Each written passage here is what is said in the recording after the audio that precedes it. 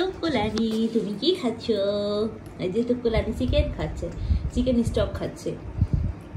এই যে গরম চলে এসেছে, আপনারা যারা বাসায় বিড়াল পালেন তারা অবশ্যই গরমের মধ্যে বেশি বেশি চিকেন স্টক খেতে দিবেন। দিনে অন্তত 2 বার খেতে দিবেন, চিকেন সহ চিকেন স্টক খেতে দিবেন।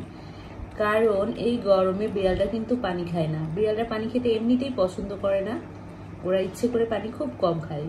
কিন্তু এই গরমে ওরা ডিহাইড্রেট হয়ে যাবে। তো ডিহাইড্রেশন থেকে বাঁচানোর জন্য আমরা অবশ্যই চিকেন স্টক সহ চিকেন দেবো। এই যে দেখুন, টুকুলানিকে আমি চিকেন স্টক দিয়েছিলাম, সে আগে চিকেন স্টকটা খাচ্ছে, তারপরে গিয়ে হয়তো চিকেন খাবে।